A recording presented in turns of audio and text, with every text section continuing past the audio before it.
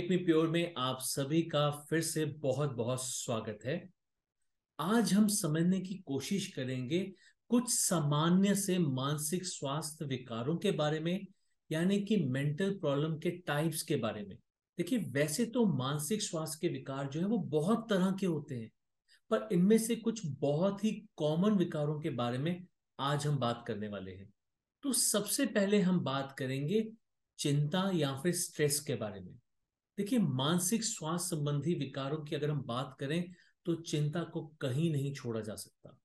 बहुत ही सिंपल, बहुत ही कॉमन जो एक विकार है वो चिंता है। इसमें मैं आपको कहना चाहूंगा कि मानसिक स्वास्थ्य संबंधी एक बहुत ही महत्वपूर्ण विकार जो है वो चिंता ही है। देखिए, चिंता के कारण ही जो हमारी नॉर्मल लाइफ है, वास्तविक जीवन है, और जो हमारी काल्पनिक स्थितियां हैं उनमें हम बहुत ज्यादा अंतर नहीं कर पाते, और चिंता या फिर भय के रूप में उसे हम ग्रहण कर लेते हैं और बहुत ज्यादा मानसिक विकारों में घिर जाते हैं। इसके आगे बात करते हैं डिप्रेशन के बारे में। तो ये मानसिक समस्या सामान्य उदासी या फिर दुख से बिल्कुल अलग है। जी हाँ, ये नॉर्मल सी उदासी नहीं है, ये नॉर्मल सी परेशानी या दुख नहीं है, ये उससे कहीं बढ़कर है। इसमें व्यक्ति को काफी दुख, क्रोध, निराशा या फिर फ्रस्ट्रेशन हो सकती है, और ये कई सारी और बीमारियों का कारण भी बन सकती है। तो इसे हल्के में लेना बिल्कुल भी समझदारी नहीं होगी। इसके आगे हम बात करेंगे बाइपोलर डिसऑर्डर के बारे में। देखिए, बाइपोलर डिसऑर्डर को पहले मैनिक डिप्रेशन कहा जाता था। इस समस्या से जूझ रहे व्यक्ति के बारी बारी जो मूड्स हैं वो बिल्कुल चेंज होते रहते थे, यानी कि मूड स्विंग्स बहुत ज्यादा हुआ करते थे, और ऐसे में उस व्यक्ति को डिप्रेशन की शिकायत रहती थी। ये बहुत सिवियर प्रॉब्लम हुआ करती थी, आज भी बहुत से लोगों में पाई जाती है। देखिए, इसके आगे हम बात करेंगे ईटिंग डिसऑर्डर के बारे में। अगर हम इस विकार के बारे में बात करें तो भोजन और शरीर की छवि से संबंधित ये एक जुनूनी व्यवहार है। इस बीमारी में या तो व्यक्ति बहुत ही कम खाता है या फिर हर वक्त वो खाता ही रहता है, बस उसे खाने को कुछ ना कुछ चाहिए ही चाहिए। चलिए, इसके आगे बात करते हैं पोस्ट ट्रॉमेटिक स्ट्रेस डिसऑर्डर के बारे में।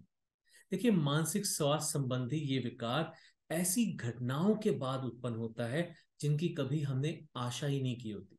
हम कभी सोच भी नहीं सकते कि ऐसा कभी मेरे साथ हो सकता है। ऐसी कौन सी परिस्थितियां हो सकती हैं, जैसे कि किसी के साथ आपने सोचा ही ना हो कि कभी मेरी इसके साथ लड़ाई होगी, कभी इसकी मृत्यु हो सकती है, या फिर मैं मेरे होते हुए, मेरे जीते जी ये कभी जा सकता है। बहुत गंभीर दुर्घटना हो जाना। अगर आप किसी बहुत ही गंभीर दुर्घटना में शामिल हैं तो आपने कभी ऐसा सोचा भी नहीं होगा कि आप ऐसे एक्सीडेंट में कभी सम्मिलित हो सकते हैं। कभी आप ऐसा कोई एक्सीडेंट फेस करेंगे जिसमें शायद आपने बहुत नुकसान झेला, शायद आपने किसी अपने को खो दिया। इस समस्या की चपेट में आने वाले व्यक्ति तनाव और डर हर वक्त महसूस कर सकता है, खासकर ऐसी स्थिति आने पर जो उसे पहले उम्मीद ही नहीं थी। अगर वैसी कोई स्थिति उसके सामने दोबारा से आती है, वो ऐसी स्थिति को एनकाउंटर करता है, तो वो बहुत ही ज्यादा तनाव और डर महसूस कर सकता है। इसके आगे हम अगले मानसिक स्वास्थ्य विकार के बारे में जो बात करने वाले हैं वो है स्किज़ोफ्रेनिया और साइकिक प्रॉब्लम्स। देखिए, ये बहुत ही गंभीर मानसिक रोग है। इसमें लोग ऐसी चीजों को देखने, सुनने और विश्वास करने लगते हैं जिनका कि वास्तविक जीवन में अस्तित्व ही नहीं है। जैसे कि फॉर एग्जाम्पल, अगर मैं ये कहूँ कि अगर कोई बच्चा ये कहता है कि मेरे पीछे कोई मुझे महसूस हो रहा है, तो डेफिनेटली इसका कोई अस्तित्व नहीं है। वो इसका मतलब ये है कि वो स्किज़ोफ्रेनिया की तरफ बढ़ रहा है, या फिर वो उसका शिकार हो चुका है। और भी ऐसे कई सारे एग्जाम्पल्स हो सकते हैं। हो सकता है कोई ऐसा कह दे कि मुझे वो इंसान उड़ता हुआ महसूस हो रहा है, मुझे सामने कोई इंसान उड़ता हुआ, हवा में तैरता हुआ, हवा में चलता हुआ महसूस हो रहा है। अगर ऐसा कोई कह रहा है तो डेफिनेटली उसका कोई अस्तित्व नहीं है, और इसका मतलब यही है कि वो इंसान स्किज़ोफ्रेनिया की तरफ या फिर साइकिक प्रॉब्लम्स की तरफ बढ़ता चला जा रहा है। इसके आगे हम बात करेंगे attention deficit hyper activity disorder, यानी कि एडीएचडी के बारे में। देखिए, ये प्रॉब्लम बच्चों में पाई जाने वाली सबसे आम मानसिक विकारों में से एक है। जी हाँ, ये बच्चों में पाई जाती है।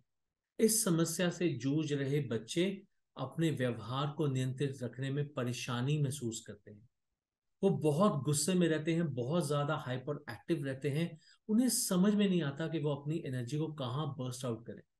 वो किसी को भी मार देंगे, चीजें तोड़ेंगे, फोड़ेंगे, पता नहीं क्या कुछ करते हैं। हर वक्त कुछ ना कुछ टूटने की आवाजें आएंगी, उनके चिल्लाने की आवाजें आएंगी, किसी को पीटने की आवाजें आएंगी, पीटने की शिकायतें आएंगी। स्कूल में बच्चा जा रहा है, वहां जाके किसी को पीट आएगा। स्कूल में बच्चा गया, वहां जाके किसी का कोई, मान लीजिए कंप्यूटर की कोई स्क्रीन तोड़ा है, आपने घर में कंप्यूटर की स्क्रीन तोड़ दी, टीवी चल रहा है, उठा के कोई चीज दे मारी और टीवी की स्क्रीन टूट गई। तो इसका मतलब है कि बच्चा जो है वो एडीएचडी चाइल्ड है और उसे आपकी मदद की बहुत जरूरत है। आगे बात करेंगे अडिक्टिव डिसऑर्डर के बारे में। देखिए, इस मानसिक समस्या के अंतर्गत व्यक्ति को शराब या फिर ड्रग्स जैसे नशीले पदार्थों की लत लग जाती है। और ये लत इतनी खतरनाक हो सकती है कि इससे जान को भी जोखिम हो सकता है। चलिए आगे बात करेंगे पर्सनालिटी डिसऑर्डर के बारे में। ऐसी स्थिति में व्यक्ति की पर्सनैलिटी यानी कि बिहेवियर में पूरी तरह से बदलाव आ जाता है। इससे व्यक्ति के सोचने, समझने, खाने पीने और सोने के समय में भी बदलाव आ जाता है, जिसका कि असर उस व्यक्ति के रिश्तों पर भी पड़ सकता है। और इससे व्यक्ति को तनाव होना भी बहुत ही आम बात है।